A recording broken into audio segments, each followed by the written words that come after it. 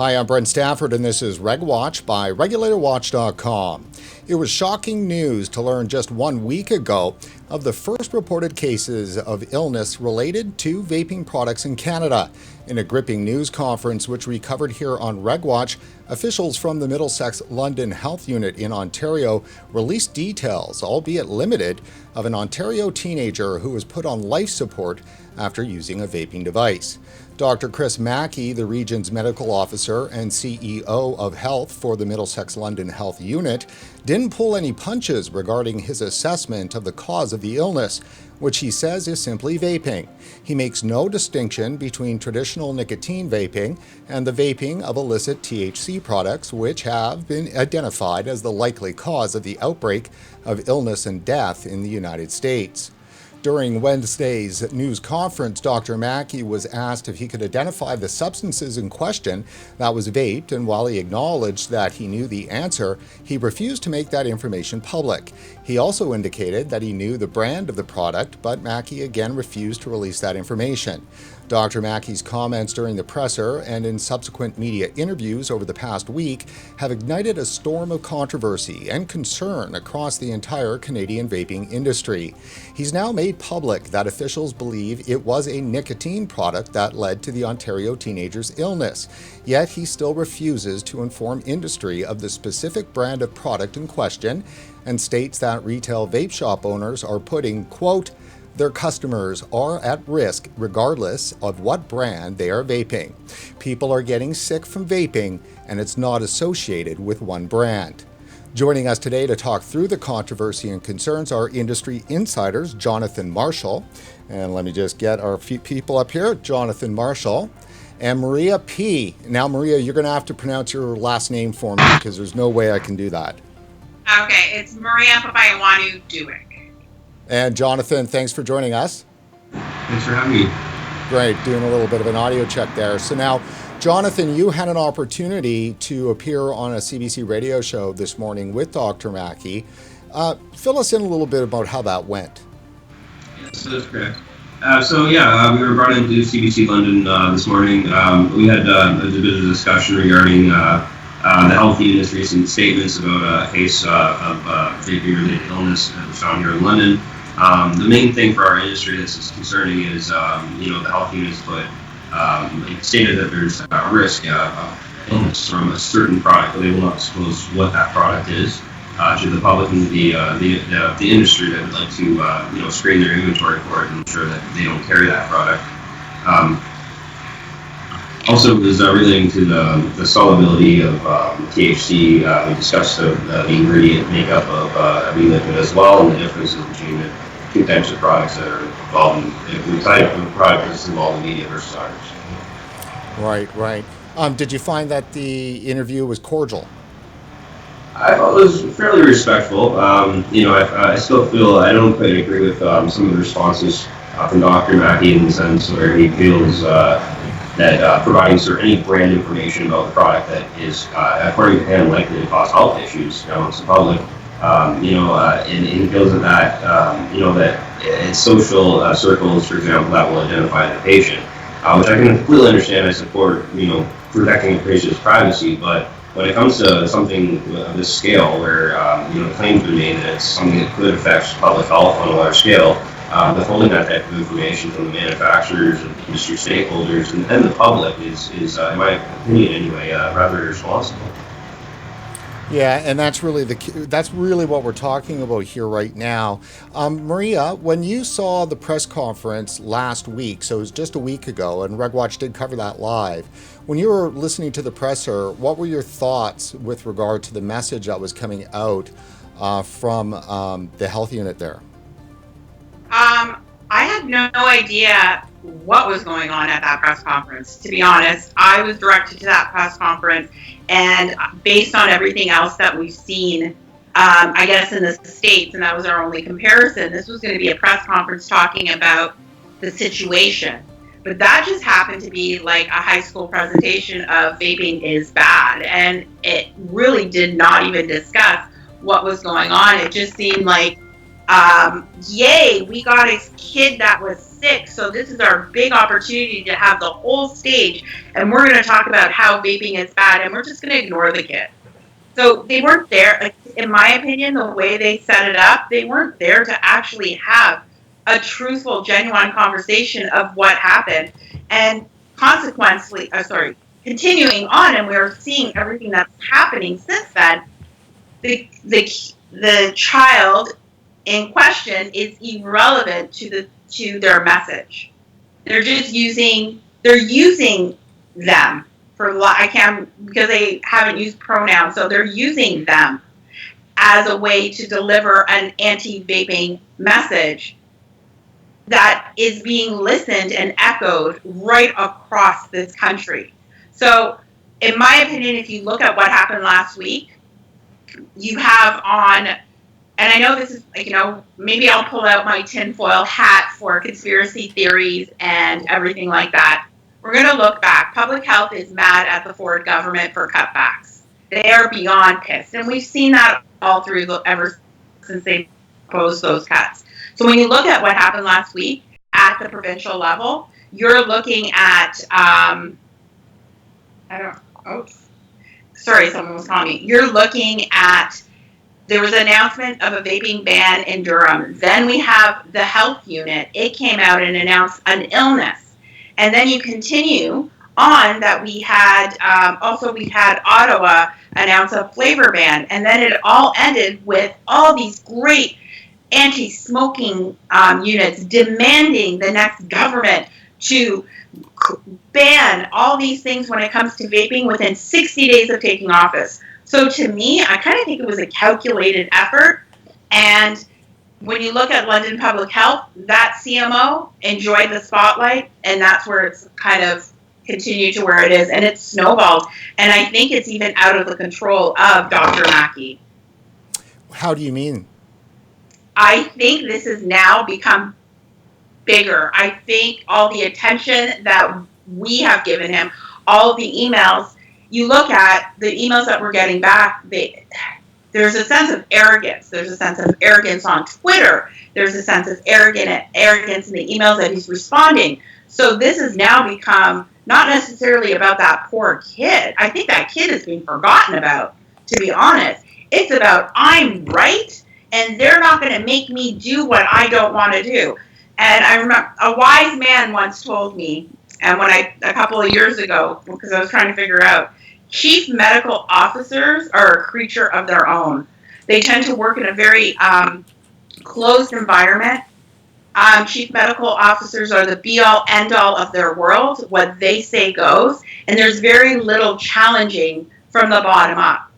So really, you have an idea of what a CMO's attitude is about any type of topic, whether it be vaccination or, in this case, vaping. It stems right down to your TOs when they walk in. And there are very few tobacco enforcement officers that will publicly challenge what their CMO believes. So yeah. Nope, that's it. Oh, well, that's quite a bit, and definitely a lot said. So, Jonathan, I'm going to throw this at you because you've had a chance to meet him and speak with him in person. I don't want to disparage him or anything, but, we've titled this piece, The Curious Case of Dr. Mackie, because his behavior is a little odd. He definitely has the tone of the dragon slayer, crusader in public health that we've seen do a lot of damage when it comes to the demonization of vaping. Certainly, you mentioned in the interview, and it's something that Regulator Watch wants to hammer home. We sat down with the Director General of the Tobacco Control Directorate, Susie McDonald, back 2 years ago when the federal government was in the process of legalizing vaping products. And we're talking about traditional nicotine vaping products, the very ones that Dr. Mackie right now is demonizing. I mean, he's making no distinctions and basically saying that traditional vaping products are extremely harmful. Now, the Canadian government legalized these products. Health Canada spent years reviewing the science. The federal Liberal government tabled legislation, which was then duly debated in Parliament. Amendments were made, Regulatory frameworks were built. The entire industry was enrolled into the process. Then the law was passed. Regulations have moved forward. These products are legal in Canada.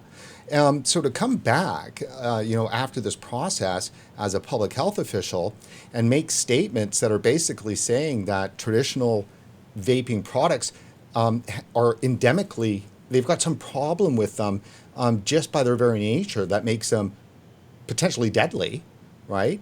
That seems to be a very big concern and something that really, quite frankly, would be a huge national scandal if it was the case for Health Canada and Justin Trudeau's federal Liberal government.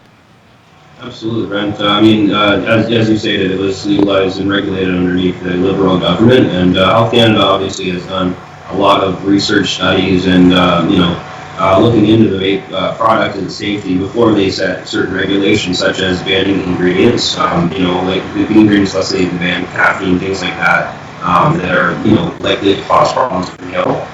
And then also they went into the extent of they went to the extent of giving a nicotine limit of 66 milligrams.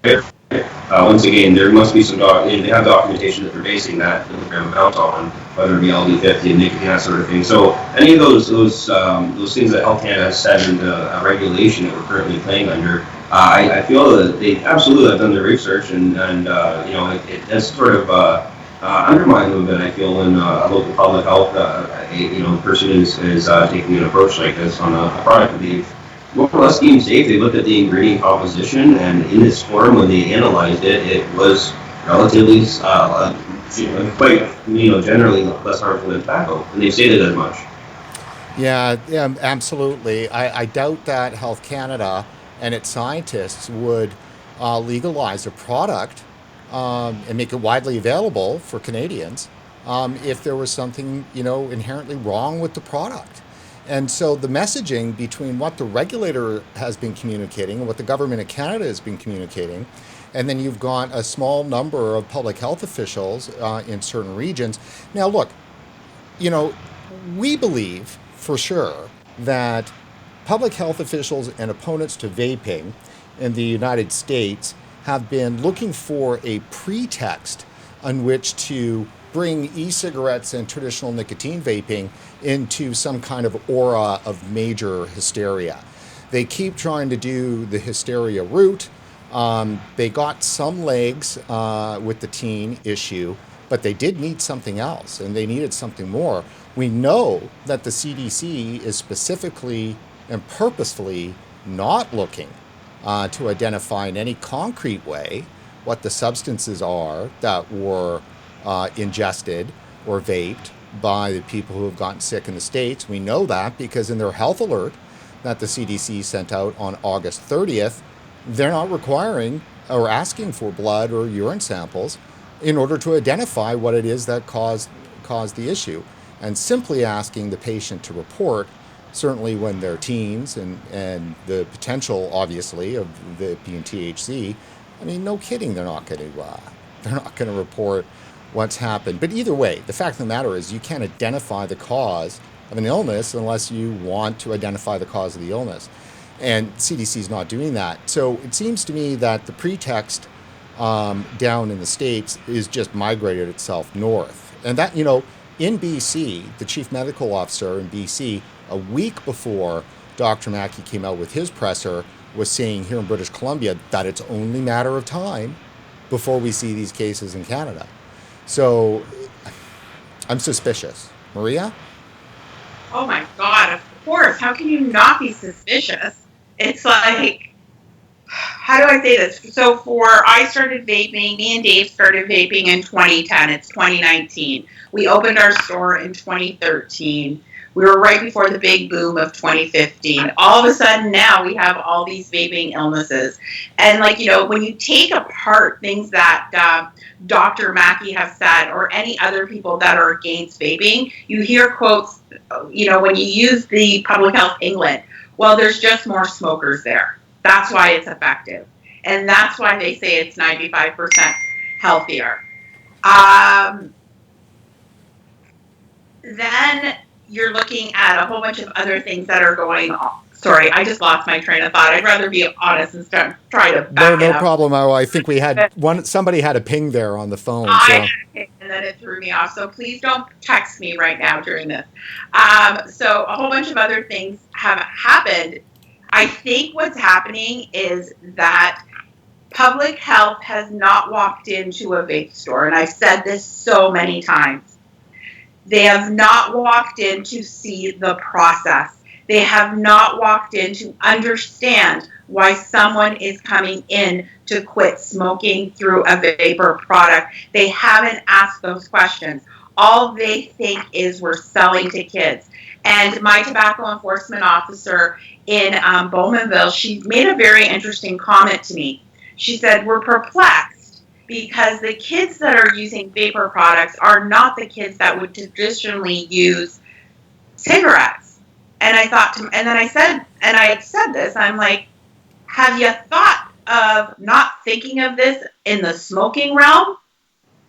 And she just kind of looked at me. I'm like, do you think maybe the kids that would abuse energy drinks, the kids that would abuse ADD drugs, those high-performing kids would be the same kids to use vapor products? I really believe that if public health did not look at this as smoking, they removed the word smoking from their vocabulary, from the way they're looking at this, we would have less kids using access to vaping products. I believe that we would have a little bit more success, but the problem is that these people don't want to change their mind. And Mackie has proven it. Instead of saying, wait, I'm a doctor. I studied medicine. I went there so I can learn and I can challenge my ideologies and the things that I believe in through research. He's going into it saying, I believe this, so let me figure out how to prove it. And that is the problem with our public health. Personally, I have in Ontario, is that they're not coming up with a theory they're not coming up with a theory to have a conclusion. They have a conclusion and they're trying to find a theory to fit it. And that is wrong. That is putting people in danger. And very frankly, I think we've said this so many times, vaping isn't smoking and we should not be treated the same, nor should they try and conquer any problems, and I air quote, of vaping through the same way they did it with smoking in the 80s. And hey, they failed me. I started smoking in the 80s. So that's my kind of theory on it. Well, no, I think that's well put. There's certainly a sense that they seem to mind less the potential that people could return to smoking than to stay on vaping. They seem to have made a calculation and they've said, oh, they're okay with that. If maybe 10 or 15, 20% of vapors go back to smoking, they seem fine with that. I think that is so sad. That is like the saddest thing. When you see someone, when you see that they have a complete disregard for facts, they don't give a crap. Am I allowed to swear on this Facebook thing? Yes, you are. Oh, they don't give a shit about a smoker. That just goes on to the fact that they are so accustomed to shaming smokers that they don't even consider us part of public health. They don't consider us as a human being, and that shows when you continuously choose to find ways to shame smokers, whether it be, and now it's through the way they choose to remove smoking from their lives. No one talks about, like, when I came here, I reached out to HKPR and the Public Health Unit, and I continue to try and have a relationship with them, because somewhere in my mind, I believe that, not that I can change their mind, but they'll see value in what we're doing in the community. I offered to match their quit smoking thing, and they refused that money. And they actually had the audacity to say to me, we want you to ask everybody if they have tried NRTs at the pharmacy and the drug to quit smoking before you sell them a vapor product. And I just looked at them and I said, why would I tell them to do something that messed me up? Why would I do something that has such bad consequences? And furthermore, why would I do that? I'm like, let's be honest. They came to me educated. Every person that walks into a vape shop comes in there armed with some sort of information and is looking for help. And that's something that public health units are not able to do. They are not able to have the success rates that we have. Right. So, John, let me ask you this. Explain a little bit in terms of how big the e-juice business here is in Canada. A lot of companies, it's a big marketplace. And the professionalism, which I know we're not in the world of talking about bathtub e-juice anymore. No, that's correct. There's the market's grown quite a lot since we started. I think we opened up in 2011. We had the e-liquid manufacturing open by 2012. We were one of the first three to open in Canada. Since then, there's been a lot of growth in the e-liquid manufacturing sector. There's a lot of large brands that have grown up here and have established pretty large facilities. ISO 9001 is becoming a pretty frequent thing to see here now, which is encouraging. It's a quality management standard and management system. We're ourselves, our company's in the process, and we're expecting to have our finished by the end of the year. So you're seeing more quality standards. You've seen some quality management systems kind of cater towards our industry as well to provide some support. So you're seeing a lot more structuring following after systems that are in place for other businesses. There's also voluntary testing that's been conducted by a large number of manufacturers in our sector, ourselves included. We have our testing results listed on our website open to the public, and definitely encourage other manufacturers to do the same if they're able. That right there is something we've done voluntarily at our own cost every 6 months. Over the years, and that type of efforts are very important from my perspective. If you're aware something that you need to verify your nicotine level, you need to verify your procedures, and screening for things like acetone and propanol that we has been linked in other industries to lung damage. It's important to make sure our flavors have as low of a risk profile as humanly possible. And any time that we discover further things, about flavoring, that kind of thing, it's going to change and grow over the years as we learn new things about this industry. If there was other things that came up that were at risk, we want to know and include them in that testing protocol. Right. So, okay, folks, I'm going to jump over here to something I've got on RegWatch that we curated, and I'll just shoot it over to your screen too as well, so you won't be seeing me. You should be seeing what the viewers are seeing. Now, this is a piece that came out a couple of days ago. We've curated it to Regulator Watch. And it's cannabis product, not the culprit in Ontario. Teens vaping related illness, health officials say. I'm going to read through just the parts that we curated. There's more obviously to follow through on the publisher. This was CBC piece. The teen who was hospitalized with a severe vaping related respiratory illness in London, Ontario, did not use a cannabis related product, the region's medical officer of health told CBC News. The high school-aged person who fell ill earlier this year was intensive care and he has recovered. Dr. Chris Mackie, medical officer of health and CEO of Middlesex-London Health Unit, said the person hasn't been vaping cannabis. Okay, so let me just remind everybody here that it was last week he refused to answer that question in terms of what the substance was. So there's two things at issue here. There is what was the substance, because in the States, we found out much later that it was THC, and still CDC is still not making that clear. They're still confusing it purposefully with e-cigarettes and vaping. And I can say that purposefully because they are. Because they've got a definition of e-cigarettes that's been defined. And when you go on FDA or on CDC's website and look for the definition of e-cigarettes, nowhere in there do you find cannabis or THC mentioned at all. This is a nicotine product, not a cannabis product. So, so it's clear that it's definitely being confused on purpose. So what happened in Dr. Mackie's press conference is that they spent the entire time talking about vaping and e-cigarettes, just like the CDC.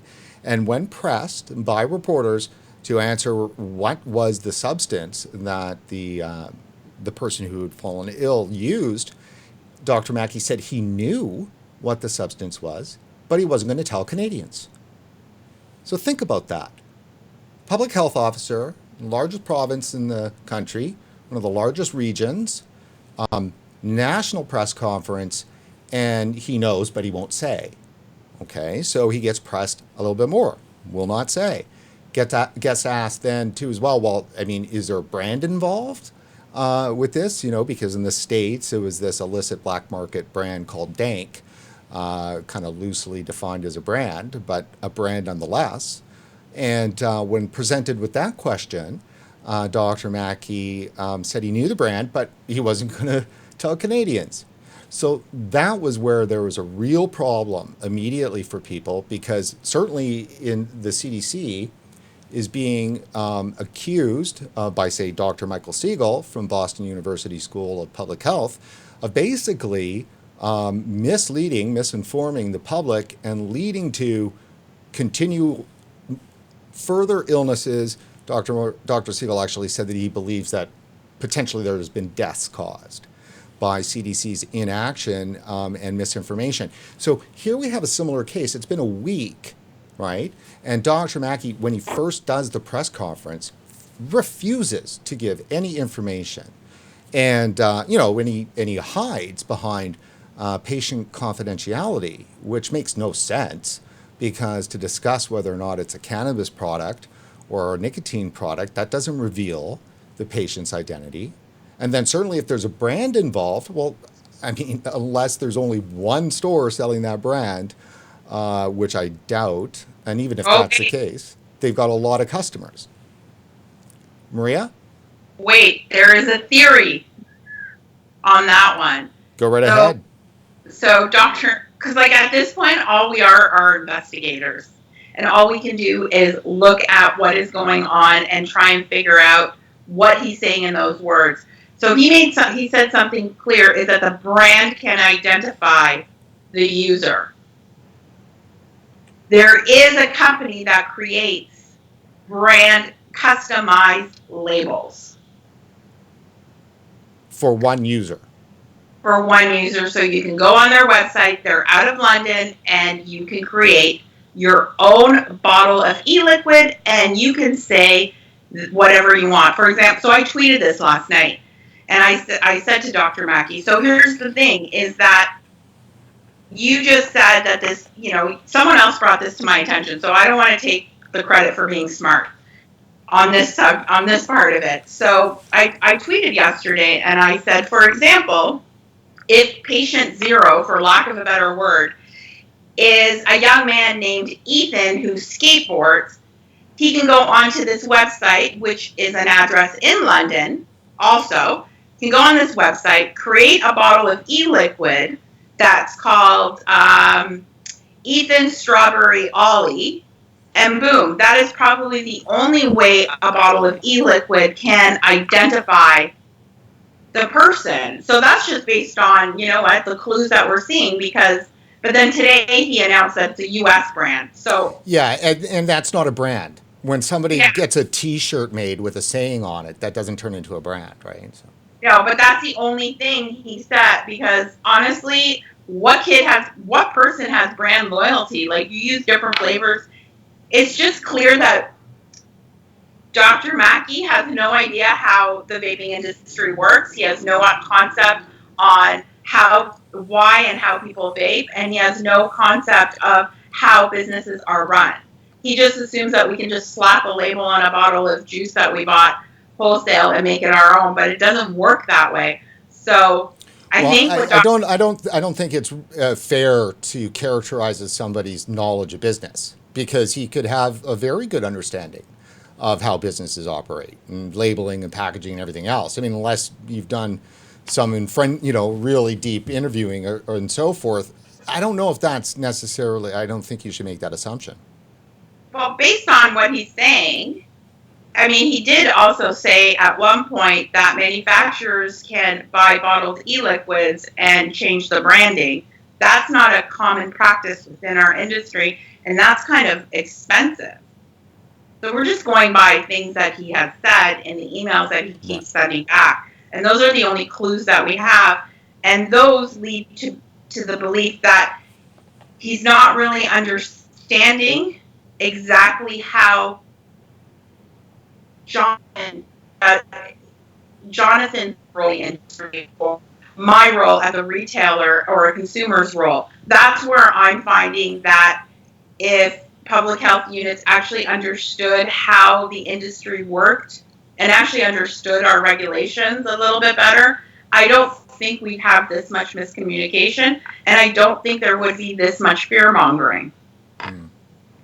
So you think that it's a lack of business knowledge and just a simple understanding? I disagree. I think they're public health crusaders, and they believe they're saving the kids from a great evil, and it's their duty to do that. And you know, adults be damned. I think it's a little bit of both. I think they just don't want to learn. If they learned a little bit, if they sat and met the people who vaped a little bit. Oh my God, someone keeps calling me. Sorry. Yeah, no problem. So let me. Okay, I'm going to move this back to Jonathan, and this is where I was going with my little rant there. That I was doing is because, okay, so to bring everybody up to speed on that. So just a couple of days ago, Dr. Mackie finally came out after a ton of pressure from people in the industry to basically say, okay, it's not a cannabis product. And then that's where we're at this brand issue now. But so we're now, okay, so the substance we know, and then now the industry is saying, okay, well now this is even more important because we have a legally regulated market in Canada for nicotine products.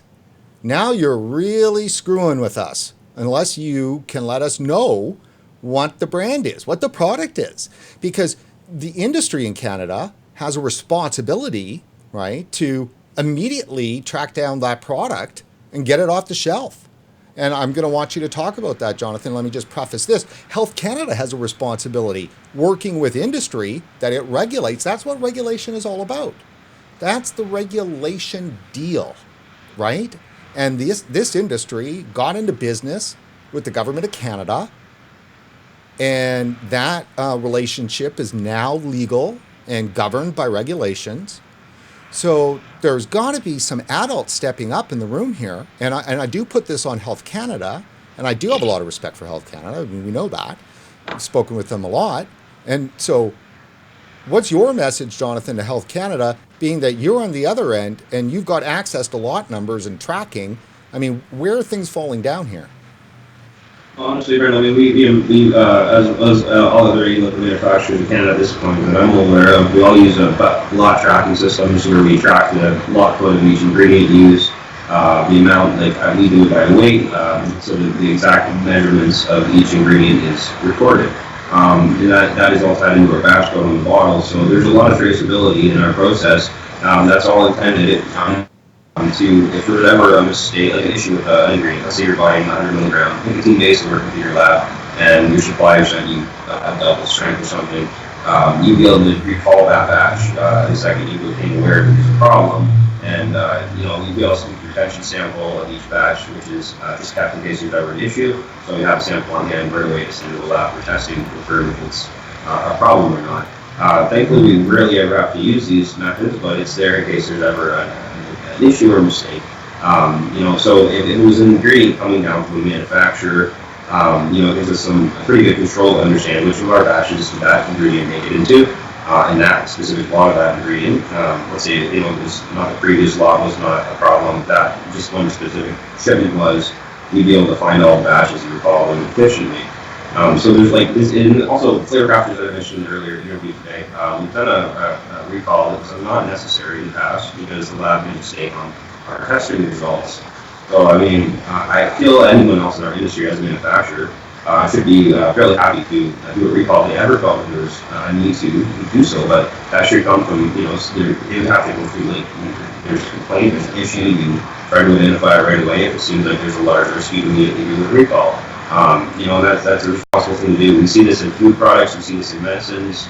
Anytime that there's a recall, though, there's no this chain of command like it can be required by Health Canada. But generally it's the companies issuing out to all customers. They're using their tracking systems to know who bought that batch, and they're letting them know right away that they need to have it swapped out or replaced.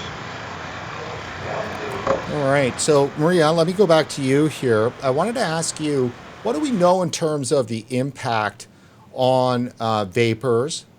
Like, what are they feeling? And do we know, are any of them going back to smoking? So I actually work out of our Port Hope location, so I have a lot of one-on-one time with the people that are coming in. It's very interesting. We also have an older population of vapers. Many are going back to smoking. The fear is a lot. The pressure from family. I've kind of coined a term for this. It's sort of micro messaging. So you are looking at the media having this big, broad, macro messaging to anybody that can read a headline on Facebook or Twitter or Instagram or anywhere, and they're reading that headline and seeing kids are dying, and they don't click on the article to actually read it, and then they're going to their family members, they're tagging their friends in Facebook posts, and people are starting to believe it, and that is what's scary. And that started happening at the beginning of this month. I've had maybe one or two people this week come back and said, I fell off the wagon, I started smoking, I thought it would I thought it was better for me, and I just realized within the first week how crap I feel. So, it's going to be a slow process to get a lot of these people back. But, when you're having to stand in the smoking area at work and the smokers ask you to step away because they don't want to die from your secondhand vapor, we have failed, and I blame public health for that failure. And there's no one else left to blame, because public health is so working hard to vilify vaping. They're working so hard to make it be the new tobacco that they don't realize the consequences, nor do I believe they actually care. Because they have one goal, and that goal is to get to kids, is to remove access for kids. But they're not removing access. All they're doing is scaring the shit out of adults. Because it's the adults that still have a bit of faith in public health. It's the adults that still listen. The kids have done this. They're not listening. To a certain extent, the kids got sucked in, I believe. If you were to add up all the value of the media exposure on, say, Juul, for instance, in the last 18 months, I mean, it's been some of the best marketing ever. And clearly, the whole discussion here is missing the biggest point. It's a big R word. It's a word that progressives hate. And public health is a progressive ideology. It's based on progressivism. The R word is responsibility. They never bring that up. So it's interesting because Walmart just banned e-cigarettes, although they're not going to take them off the shelves. They're going to let their stock get sold. That's how much concerned they are really about it. And Walmart, just a month and a half ago, 2 months ago, also banned some aspects of firearms and ammunition. But they're gonna sell off their bullets and stuff like that. They're not pulling them from the shelves. They're just not going to reorder. So to me, there's a bit of an interesting thing here that I see is that it's the same thing with guns, right? So the whole refrain that guns kill people, right? And the people who like firearms say, no, people kill people. They just can use a gun or a knife or whatever. They seem to have the same attitude when it comes to e-cigarettes. It's like the e-cigarette, something inherently about it is targeting kids and is evil. But never any responsibility on behalf of the 16-year-old or the 17-year-old user that's sticking 5 Juuls in their mouth and, being dumb. Yeah, being dumb. And no responsibility. Nobody's been demanding of teachers and parents to do a better job of disciplining. If you took just 10% of all of the angst that's been communicated in the media in the last 18 months and just put 10% of that on stories calling for parents to take more responsibility over their kids, nobody's taking any responsibility. They're just putting it on the e-cigarette. Okay, there's something inherent about the e-cigarette. And that's why, to me, this seems natural that Dr. Mackie has moved the conversation back 5-6 years and is saying that there's something inherently wrong with e-cigarettes traditionally, whether it's the PG or the VG or the flavors. I mean, this is a debate long had and over. Any proof of it being over is that Health Canada scientists approved it being legal. Health Canada approved it being legal. Government of Canada made it legal. It's legal. Well, you know what kills me though? This is the part that kills me, is the bullying that they're doing. And the bullying that they're doing to our Minister of Health, Patty Taylor, the bullying of Health Canada. You need to do this now or else. These are your, or else, but they don't tell them the consequences. And that seems to be okay because and then we're going to bully our politicians in getting them to do what we want them to do.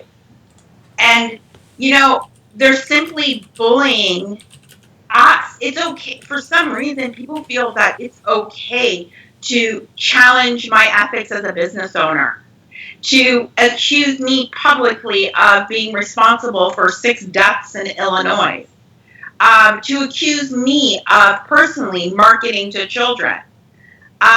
We're allowing these people to continue to say lies when they say there are no regulations. We're not stepping up enough to say, bullshit, there are regulations. And we need to do more of that because, you know what, the only way a bully will stand down is if you stand up to them. And, for example, I heard that Ron Cunningham, is that his name, the Cancer Society guy? Mm-hmm. Ron Cunningham is trying to disparage the efforts of every single Canadian shop that sent those postcards to Health Canada, every single consumer. I've heard he's gone up to people and said, oh, that's a big tobacco ploy. Those aren't real people. Like, that, you're lying. You don't know that. I don't know about you guys, but I never got a call from him confirming if I sent that postcard or not. We're allowing ourselves to be bullied. Health Canada is allowing smokers to be bullied. And, I appreciate Health Canada. I appreciate the work of James Van Loon and his team. It's not easy. I don't have regular phone calls with them or anything like that. But the interactions that I've had with them, I do believe that they're doing their best to stand up to the bullying. But, they're taking advantage of the election year. They're not them. Our anti-vaping people, I like to call them that. They're taking advantage of all that, and no one's stepping up saying, or the government or politicians aren't stepping up saying, you can't do this, you can't bully us. And that's all that seems to happen. When they all got together and saying, we demand that you do this for the sake of the children, well, how about demand that Health Canada actually enforce the 18 plus? How about demand that, Chris Mackie, how about you look at the shop that this kid bought it from and check to see if there were any complaints about the shop owner there? And how many times did you, Chris Mackie, your tobacco enforcement officers, visit this shop? Did you just do the bare minimum because that's all you had to do, which is only one inspection a year? So why don't we look at the enforcement and the regulations that we already have, and yes, keep the kids accountable, keep the shop owners, the convenience stores, the gas stations, and whomever may be selling these vapor products. Now I hear clothing stores are selling them, but keep them accountable as well. Do your job. Do enforcement. The regulations are there. Why are you bothering? A little picture of a tiny little rabbit is not, and removing that is not going to stop a kid from buying a liquid, but you finding a shop that has sold to kids, and at the maximum, and I'm probably going to say this wrong, but $100,000 on the federal level, that's going to stop someone from selling to kids very, very quickly. So, Yeah, and what we do know, based on data from a little while ago here in Canada and in the U.S., is that a large majority of the underage use is from social sharing. It's not from getting sold directly. We know a lot of it is social sharing, and so there's kids, at least in the U.S., of course, that are 19, and so they can buy, and there, we've heard stories of parents getting e-cigarettes for their kids. So it's a complicated issue, and it's one that is actually a social issue that has got all of the complexities and layers that are around that, from substance abuse. These kids are addicted to social media, and that seems to be perfectly fine. Like, they literally are addicted to social media and their smartphones. And there's plenty of evidence that's coming out. It's interesting. A lot of the evidence that comes out and the research that comes out that says that there is definitely an addiction problem, an epidemic, if you were, of social media and smartphone use. A lot of public health people actually push back on that. It's interesting. There's quite a bit of debate within public health, different people on different sides than on the e-cigarette issue. But if you start, getting out there and waving the hand about save the children from the smartphones, you're going to get nowhere. John, we're going to be, wrapping this up soon. So I want to make sure that we get a couple more questions in your way on the business side. And we'll get to that too on the retail side with you, Maria, too, as well. On the manufacturer side for e-juice, do we, like, colloquially or just not off the top of your head, but from the conversations you've been having, what do we know in terms of the impact so far? Has there been a slowdown on sales? What's been the impact?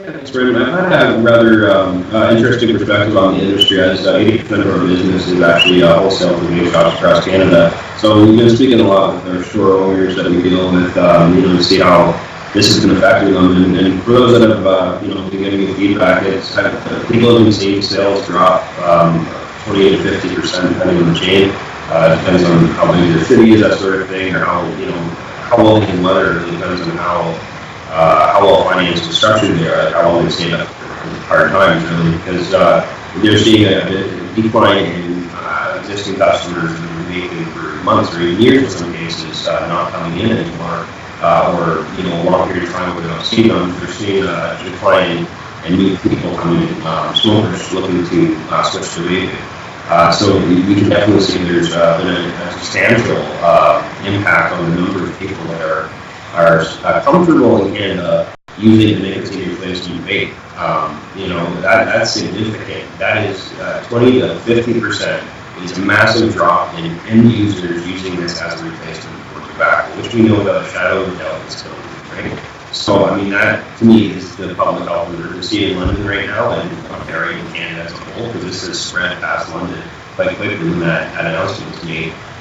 Especially not letting people know the brands. I feel like you're playing Russian roulette every time you have a vape. That's not right for the consumer to do that. If it was like, let's say it was, milk or bottled water or something, we'd know which brand was affected right away, and there'd be notification. So, at the end of the day, we're seeing a big impact on the smokers here. This is really what its goal is to make artists, people that are going back to smoking for whatever amount of time.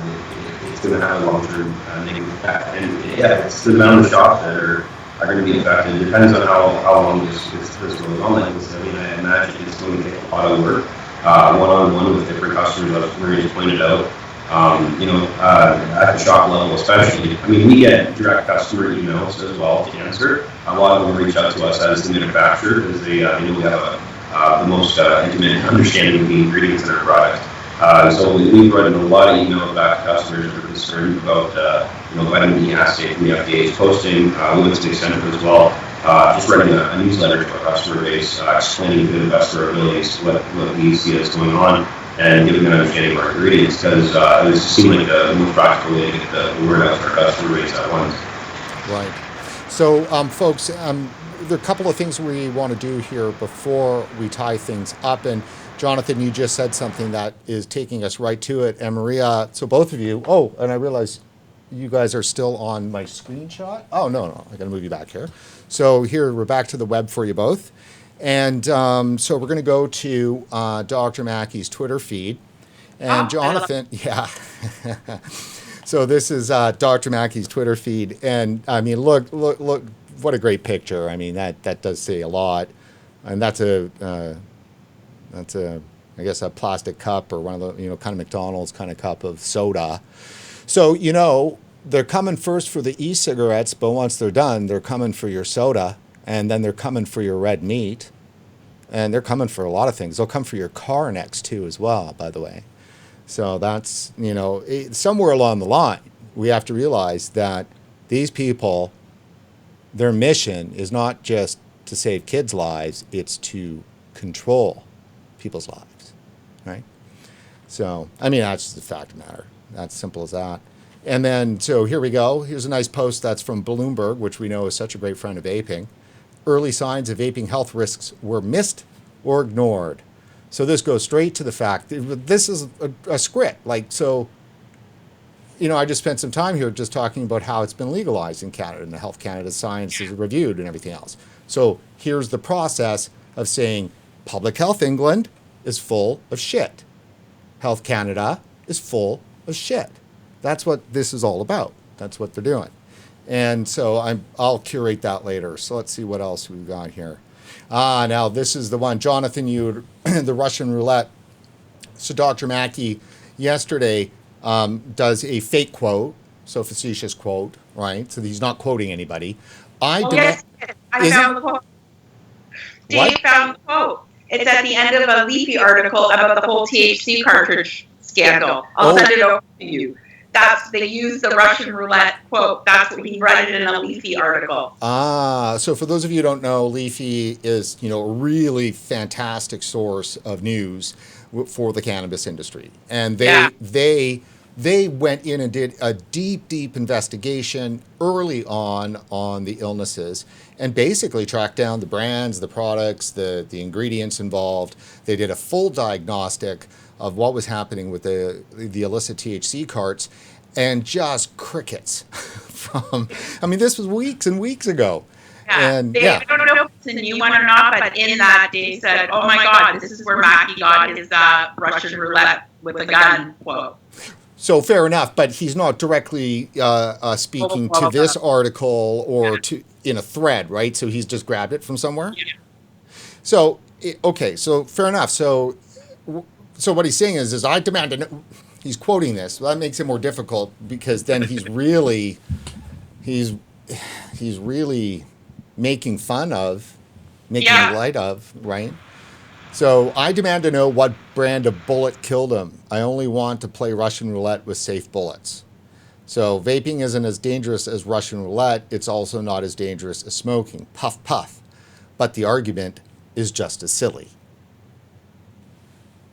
So, if vaping, see, this is what the issue is, right? So if vaping was this deadly thing, the vaping of traditional nicotine products, then why make light of it?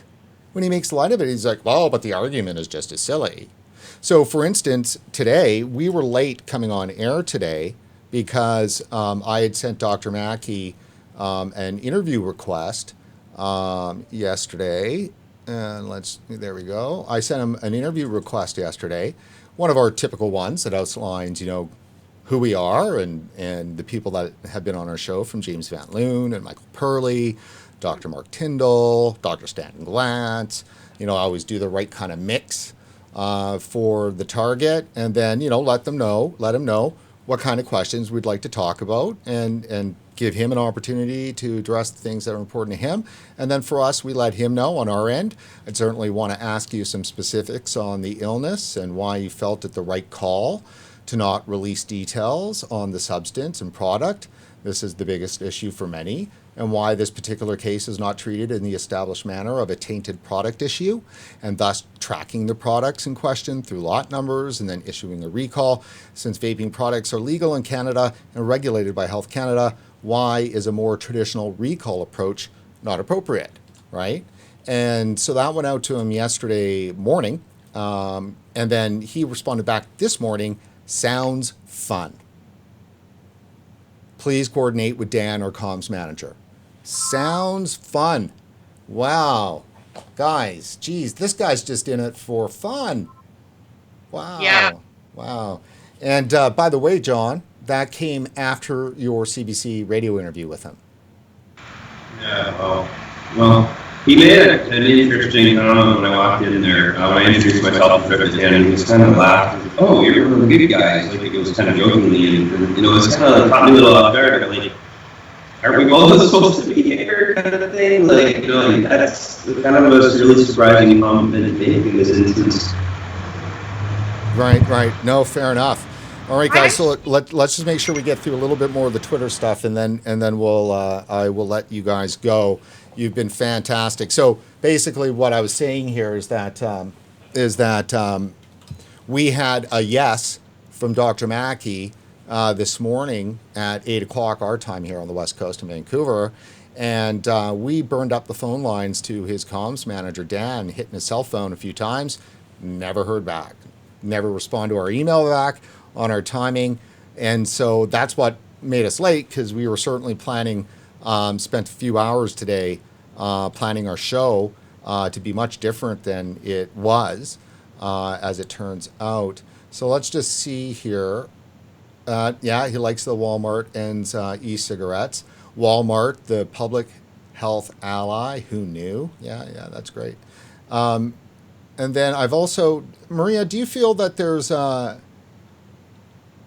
so here's September 18th. So this was the day of his of the press conference. Mm-hmm. So Maria, do you guys, both you and John, why don't you just let me know where you're at in timing? I could pull open the email thread that we have from Thomas that ended up being covered in the CBC piece, or do you feel like that we've done enough here? Have we done enough damage? I don't think I could do justice to Thomas. You gotta bring him out. We have to bring Thomas out?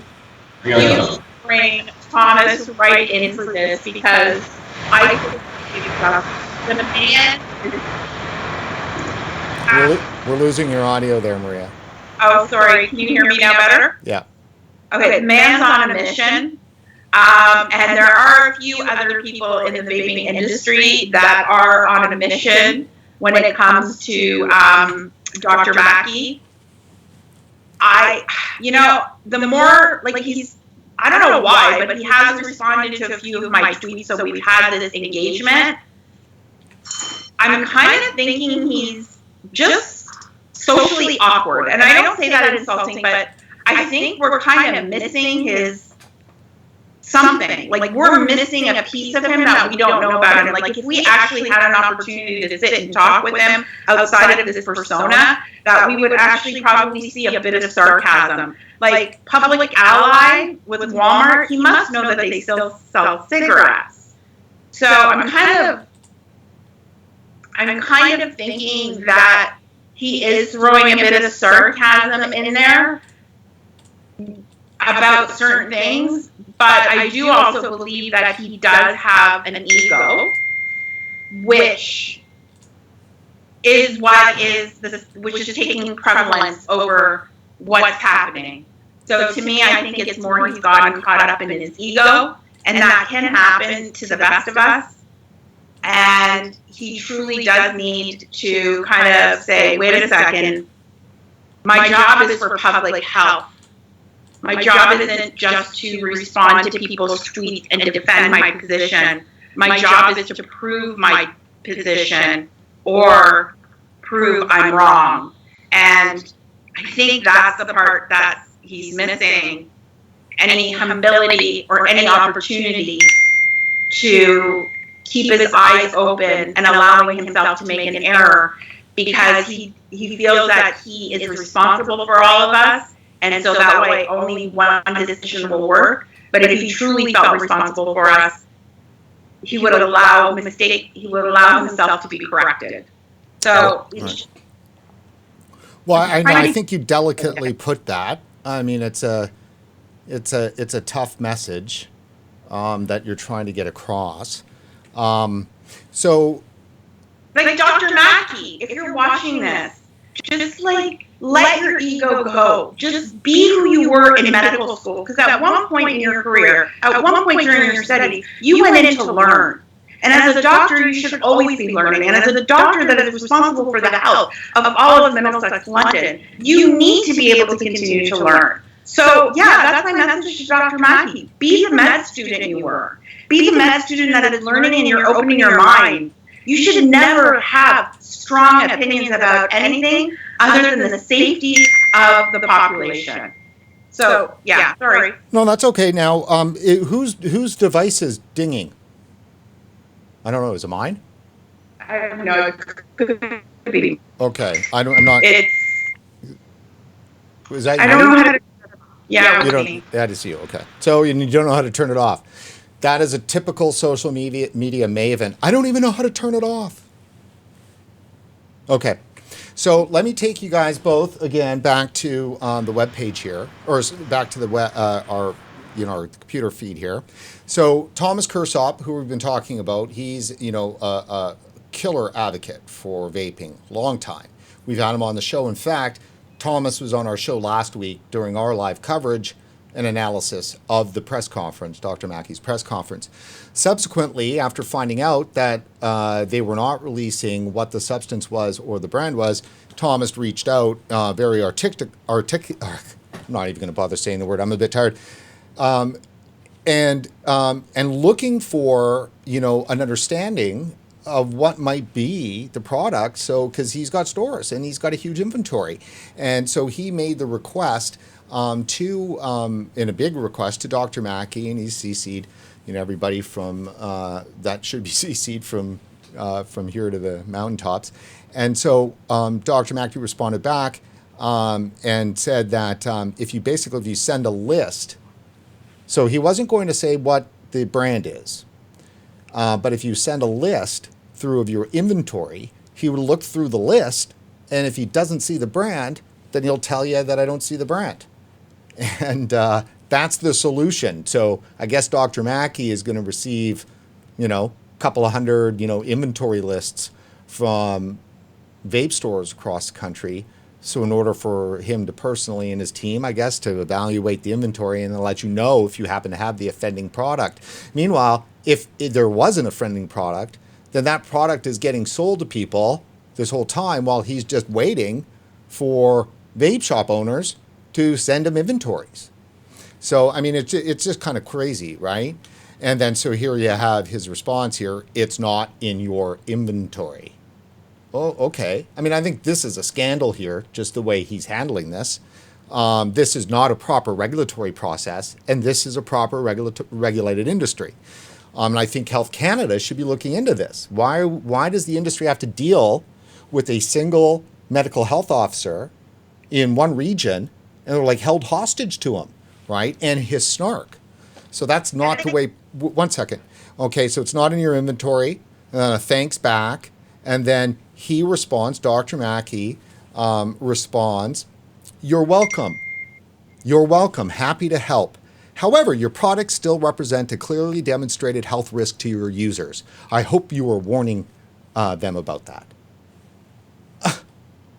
Seriously? So, no information. He gets reached out to, says, "We won't give you any information. Send us your inventory list.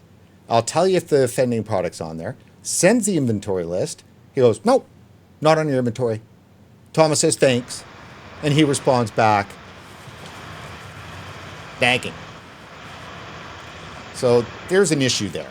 I mean, if Health Canada, which they have, I'm sure, seen this has got to be disturbing to them. This is not the way professionals are supposed to work.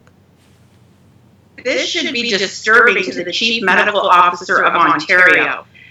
Dr. Mackie is playing God.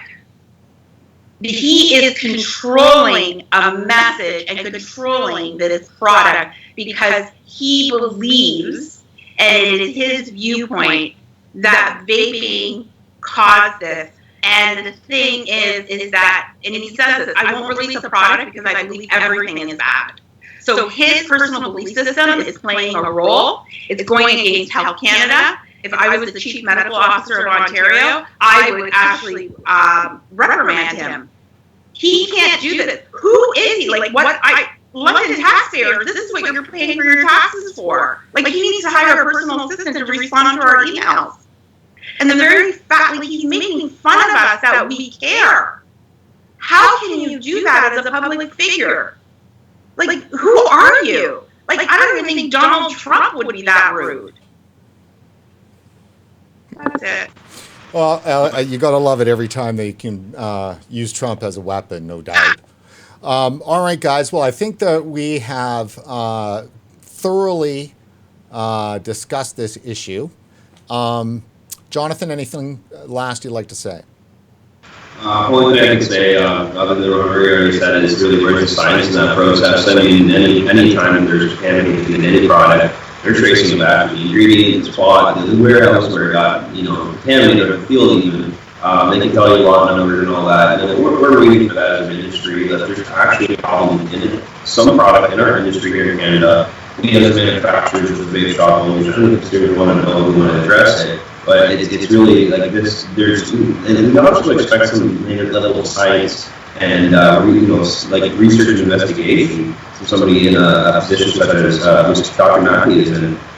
They owe it to us, and they're obligated to do that due diligence when they make statements like of this sort. At the point where you're telling vape shop owners all your products are harmful, things like that, jumping back and forth, is it one item, is it one case that you're talking about, or is it your perception of the entire industry, your distaste for it? That's more what I'm getting a feel of, is it's like a vendetta against the whole industry with a pre-existing choices of thought. Well, that's very well put. And Maria, you've already had your last word, and it was such a good last word that I'm going to be piecing some of your last words and Jonathan's words together into some shorter stuff for our audience to send around. Look, I want to thank everybody for watching today. And before we go, I do have to make sure that we put out our call that you go to regulatorwatch.com and take a look at supporting us on... And let me just get our slide up there. There we go. Go to support.regulatorwatch.com. This is such a serious issue that is going on here in Canada and in the US that we need to extend our coverage, and we need your help. So everything we're doing right now, we're just doing it to make it happen. And we can't make it happen without your help. So go to support.regulatorwatch.com. The monthly support is what we're really hoping for. The one-time donations are nice, but even consider donating something smaller, but just monthly, because then it allows us to create that stable base in which then we can plan on. And remember, of course, that everything, it gives you a business receipt, and it's a marketing write-off for your business if you're running a business, because, of course, what we're doing is, lifting a category up. And gosh only knows, lifting a category up is really important. So that's the way Regulator Watch stays on, is by you guys going to support.regulatorwatch.com and helping out. And you guys that, and for some reason now my gear is deciding that it's causing a problem, but 1 second. Well, you know what, that's just good enough. 1 second, hold on. There we go, back up. Still learning the gear. Thanks very much for joining us, guys. Jonathan, thank you. Maria, thank you. And hopefully tomorrow is a better day. Thank you.